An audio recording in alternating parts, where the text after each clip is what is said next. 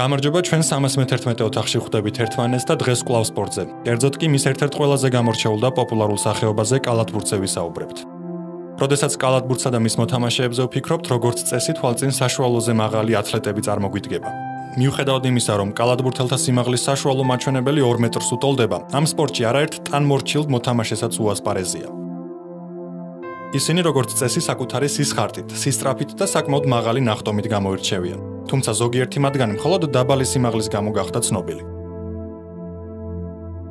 ჩვენს დღევანდელ სიაში შემოგთავაზებთ 10 ყველაზე დაბალ კალათბურთელს, რომლებიც NBA-ის გუნდებში ირჯებოდნენ.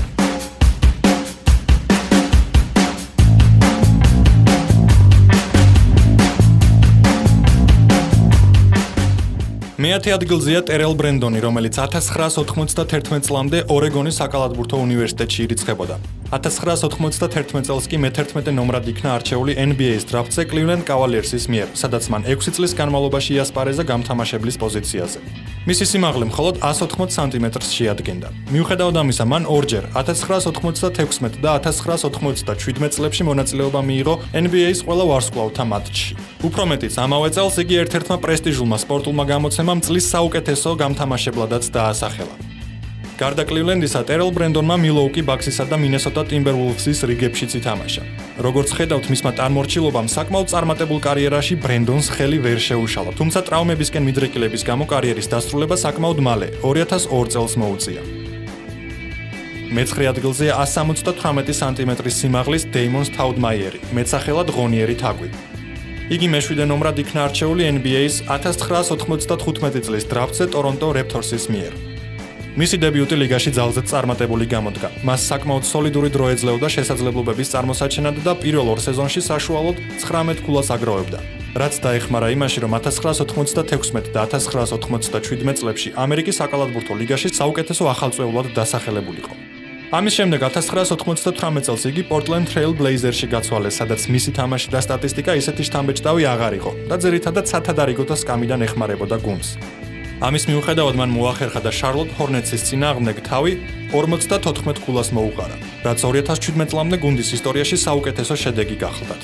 2005 წელს იგი კიდევ ერთხელ გაიცვალა და მემფის გრიზლს მიაშურა, სადაც ტრავმების გამო კარიერა ვერ აეწყო და 2008 წელს კიდევ ერთხელ მოუწია გუნდის შეცვლა. იგი სან ანტონიოს შეუერთდა. ამჟამად დეიმონი მემფისის სამწვრთნელო შტაბში მუშაობს. მე-8 ადგილს პატარა გენერლის სახელით ცნობილი ეივერი ჯონსონი იკავებს. მისი სიმაღლე ასევე 178 სანტიმეტრი გახლდათ. ეივერი 1998 წლის დრაფტზე დღევანდელი ოკლაჰომა სიტი თანდერის წინამორბედმა სიეტლ სუპერსონიქსმა აიყვანა და პატარა გენერალმა NBA-ში ჯამში 16 სეზონი იასპარეზა. სიეტლის გარდა მან კიდევ ბევრ გუნდში, დენვერ ნაგეტსში, ჰიუსტონ როკეტსში, გოლდენ სტეიტ უორიორსა და დალას მევერიქსში ითამაშა. თუმცა განსაკუთრებით ცნობილი სან ანტონიოში გატარებული წლების გამო გახდა. 1999 წლის ფინალური სერიის მე-5 მატჩში მან ნიუ-იორკის წინააღმდეგ გადამწყვეტი ტყორცნა მოათავსა კალათში და ამით დიდი წვლილი შეიტანა საკუთარი გუნდის გაჩემპიონებაში. 2007 წელს სან ანტონიუმ მისი 6 ნომრიანი მაისური ხმარებიდან ამოიღო, 2009 წელს კი დიდების დარბაზში შეიყვანა. ეივერი ამჟამად სპორტულ ანალიტიკოსად მუშაობს ESPN-ისთვის. მე-7 ადგილზეა 177 სანტიმეტრის სიმაღლის მაიკლ ადამსი. მაიკლმა საკალათბურთო კარიერა ბოსტონ კოლეჯში დაიწყო, სადაც თავი მშვენივრად წარმოაჩინა. ამის შედეგად იგი 1995 წლის დრაფტზე საკრამენტო კინგსმა აირჩია, თუმცა მისი სადებიუტო სეზონი სახარბილოდ ნამდვილად არ წარიმართა. იგი საშუალოდ მხოლოდ 2.2 ქულას აგროვებდა. მისი კარიერა სწრაფი აღმასვლით წავიდა მას შემდეგ, რაც სათამაშოდ დენვერ ნაგეტსს მიაშურა. 1990-91 წლების სეზონში იგი საშუალოდ 26.5 ქულასა და 10.5 შედეგიან გადაცემას აგროვებდა, რაც ნამდვილად შთამბეჭდავი შედეგია. ამ სეზონის შემდეგ მან ვაშინგტონ ბულეტს მიაშურა, სადაც უწინარეს ჰქონდა თამაშის გამოცდილება და იმდენი მოახერხა, რომ 1992 წელს NBA-ის ყველა ვარსკვლავის მატჩში მიიღო მონაწილეობა. მაიკლ ადამსმა ხანმოკლე, თუმცა საკმაოდ წარმატებული კარიერა შარლოტ ჰორნეტსის შემადგენლობაში 1996 წელს დაასრულა. 11 წლიანი მოღვაწეობის მანძილზე მან თავი 9621 ქულასა და 4209 შედეგიან გადაცემას მოუყარა. სიის მე-6 ადგილს იკავებს კელვინ მერფი, რომლის სიმაღლეც 175 სანტიმეტრი გახლდათ. კელვინი 13 წლის განმავლობაში 1970-დან 1983 წლამდე ირჯებოდა ჰიუსტონ როკეტსის შემადგენლობაში და ამ გუნდის გულშემატკივრებს თავი საკმაოდ კარგად დაამახსოვრა. მან კარიერის განმავლობაში 1022 მატჩი გამართა და 17949 ქულის მოგროვება შეძლო. 1971 წელს იგი საუკეთესო ახალწეულთა გუნდში აირჩიეს. 1979 წელს კი მან NBA-ის All-Star-ში მიიღო მონაწილეობა. 1980-91 წლების სეზონში მან რამდენიმე გამორჩეული მაჩვენებელი დააფიქსირა. იგი გახლდათ მეორე ზუსტად შესრულებული საჯარიმო ტყორცნების პროცენტულობით და ამავდროულად გამოირჩა ყველაზე მეტი ზედიზედ ჩაგდებული საჯარიმოთ. 1993 წელს ნეისმითი საკალათბურთო დიდების დარბაზში შეიყვანეს. კელვინი დღემდე აქტიურად მონაწილეობს ჰიუსტონ როკეტსის სპორტულ ცხოვრებაში. მეხუთე ადგილზე კიდევ ერთი 175 სანტიმეტრის სიმაღლის მოთამაშე, ყველასთვის კარგად ცნობილი ნეით რობინსონი გავიდა. ძალზე წარმატებული საკოლეჯო კარიერის შემდეგ რობინსონი Phoenix Suns-მა აირჩია 2005 წლის დრაფტზე 21 ნომრად. იგი მომენტალურად გაიცვალა New York Knicks-ში. 2006 წლის All-Star-ის უქმეებზე ნეითმა მონაწილეობა მიიღო ჩატენვების კონკურსში. დიახ, არ მოგესმათ. ამ კონკურსში 175 სანტიმეტრის სიმაღლის ნეით რობინსონმა ტოლი არავის დაუდო და გამარჯვებაც მოიპოვა. მან ჩატენვების კონკურსში კიდევ ორჯერ 2009 და 2010 წლებში მოიგო. დაამარცხა ისეთი კალათბურთელები, როგორებიც არიან სუპერმენი დუაით ჰოვარდი, ჯეი-არ სმიტი და დემარ დეროუზანი. ფაქტია, მიუხედავად ასეთი დაბალი სიმაღლისა, ნეით რობინსონმა კალათბურთის კომაგებს თავის სამუდამოდ დაამახსოვრა. მეოთხე ადგილზე 170 სანტიმეტრის სიმაღლის ვატარო მისაკა. იგი გახლავთ ერთ-ერთი იშვიათი აზიელი მოთამაშე, რომელიც ძალზე ცნობილია ამერიკის მასშტაბით. მისი ცნობადობის საფუძველი კი გახლავთ ის, რომ იგი გახდა პირველი აზიელი მოთამაშე, რომელმაც NBA-ში იასპარეზა. ვატარო მისაკა ამერიკაში იუტას შტატში დაიბადა და ამავე შტატის გუნდში თამაშობდა კოლეჯების ლიგაში, სადაც იგი ორჯერ გახდა საჩემპიონო ტიტულის მფლობელი. ამის შემდეგ მან გადაწყვიტა ბედი NBA-ში ეცადა და სიმაღლის მიუხედავად იქნა კიდეც არჩეული დრაფტის პირველ რაუნდში. მისი პროფესიონალური კარიერა საკმაოდ მოკლე აღმოჩნდა და მხოლოდ ერთ სეზონს გასტანა, რომლის მანძილზეც პარკეტზე მხოლოდ 3 შეხვედრაში გამოჩნდა. ამის შემდეგ კი იგი გუნდიდან გარიცხეს. თუმცა წარმატებული საკოლეჯო კარიერის საპასუხოდ იგი 1999 წელს შეყვანილი იქნა იუტას სპორტის დიდების დარბაზში.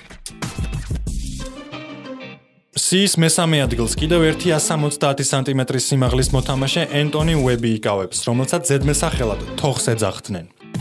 მას შემდეგ, რაც ენტონიმ ჩრდილოეთ კაროლინის შტატში მიდლენდის საკალათბურთო უნივერსიტეტი დაამთავრა, NBA-ს 1985 წლის დრაფტზე არჩეული იქნა დეტროიტ პისტონსის მიერ. 1986 წელს მან ყველა ვარსკვლავის კვირეულის ფარგლებში ჩატენვების კონკურსში მიიღო მონაწილეობა და გამარჯვებულიც გახდა. მიუხედავად იმისა, რომ იგი მონაწილეთა შორის ყველაზე დაბალი გახლდათ, მისმა ნახტომმა 107 სანტიმეტრი შეადგინა, რითიც საუკეთესო შედეგი დააფიქსირა. ენტონიმ კარიერის უდიდესი ნაწილი ატლანტა ჰოუქსის რიგებში გაატარა. იგი ამ გუნდში 6 სეზონის განმავლობაში თამაშობდა, თუმცა მისი საუკეთესო წლები საკრამენტო კინგს უკავშირდება. იგი 1992-1995 წლების განმავლობაში ძირითადი შემადგენლობის უცვლელი წევრი იყო. საბოლოოდ კარიერა 1998 წელს დაასრულა, ჩაატარა რა უკანასკნელი სეზონი ორლანდო მეჯიკის შემადგენლობაში. კარიერის განმავლობაში მან 814 მატჩში 8072 ქულას მოუყარა თავი. ყველაზე დაბალ კალათბურთელთა სიაში მეორე ადგილზეა ერლ ბოიკინსი, რომლის სიმაღლეც მხოლოდ 165 სანტიმეტრს შეადგენდა. იგი გარდა იმისა, რომ მეორე ყველაზე დაბალი კალათბურთელი, ასევე გახლავთ უმსუბუქესი მოთამაშე, ვისაც ლიგაში უასპარეზია. მისი წონა სულ რაღაც 60 კილოგრამი გახლდათ. მიუხედავად იმისა, რომ NBA-ის დრაფტზე იგი არც ერთ გუნდს არ აუყვანია, მას არაერთი მცირეხნიანი კონტრაქტი ჰქონდა სხვადასხვა გუნდებთან, რომლის განმავლობაშიც იგი გამთამაშებლის ფუნქციას ასრულებდა. ყველაზე მეტი დრო ბოიკინსმა დენვერ ნაგეტსის მაისურით გაატარა. იგი ყველამ გაიცნო მისი სროლის მანერის გამო მას შემდეგ, რაც 32 ქულას მოუყარა თავი 2004 წლის 11 ნოემბერს. გარდა დენვერისა მას უთამაშია ლოს-ანჯელეს კლიპერსში, გოლდენ სტეიტ უორიორსში, მილოუკი ბაქსში, შარლოტ ბობკეტსა და კიდევ არაერთ გუნდში. მან კარიერა 2012 წელს დაასრულა და მისი ბოლო გუნდი ჰიუსტონ როკეტსი გახლდათ. რაც შეეხება NBA-ის ყველა დროის ყველაზე დაბალ მოთამაშეს, იგი გახლავთ 160 სანტიმეტრის სიმაღლის ტაირონ მაქსი ბოგესი. ტაირონი დაიბადა და გაიზარდა ბალტიმორში. მიუხედავად ამგვარი სიმაღლისა, მან მოახერხა კალათბურთის საკმაოდ მაღალ დონეზე ეთამაშა. მან საკუთარი ტანმორჩილობა თავისავე სასარგებლოდ გამოიყენა და სახელი გაითქვა როგორც შესანიშნავმა პასების დამრიგებელმა. აგრეთვე წარმატებით გამოსდიოდა ბურთის ჩაჭრა და გახლდათ ერთ-ერთი ყველაზე სწრაფი მოთამაშე. მისი პროფესიონალური კარიერა 1987 წელს დაიწყო, როდესაც დრაფტზე ვაშინგტონ ბულეტსმა აირჩია, სადაც მან მხოლოდ ერთი სეზონი გაატარა.